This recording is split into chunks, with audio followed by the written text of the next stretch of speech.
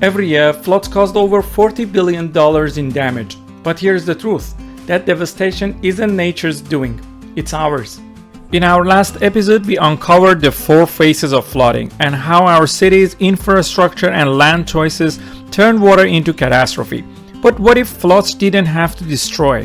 What if we could predict, manage, and even transform them into an opportunity? Today, we unlock the science and strategy behind integrated flood risk management, a holistic approach that moves us from reaction to resilience, from fear to control.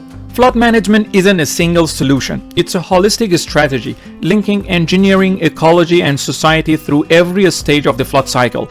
It follows the emergency management cycle: mitigation, preparedness, response, and recovery. 4 pillars that define how we live with floods, not just fight them. Mitigation begins long before a flood arrives and can be in 3 forms. Structured solutions such as dams, levees, flood walls, and diversion channels have long been our first line of defense. When designed and maintained properly, they save lives, but they are costly, environmentally disruptive, and dangerous when relied upon alone.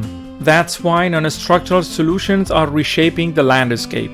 Smarter land use planning, strict floodplain zoning, insurance schemes, floodproofing buildings, and early warning systems are examples of this type of solutions.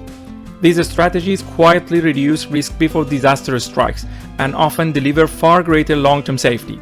And there are nature-based solutions, restoring wetlands, protecting mangroves, reforesting catchments, and installing green infrastructure like rain gardens and permeable pavements. These approaches work with nature, protecting our coastline and absorbing excess water while restoring ecosystems. And powering all of this is technology.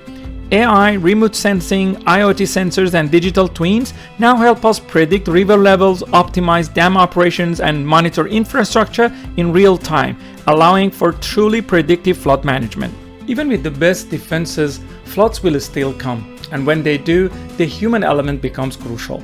Preparedness means anticipating and acting early, educating communities, running evacuation drills, and ensuring emergency plans and supplies are ready before the first drop of rain.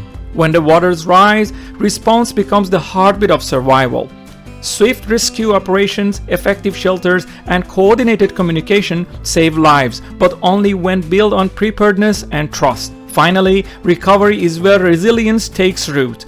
It's not just about rebuilding roads and bridges, but rebuilding lives through financial aid, mental health support, and a smarter reconstruction that prevents the next disaster. Floods will not go away. With climate change intensifying rainfall and rising seas, they are becoming more frequent and destructive.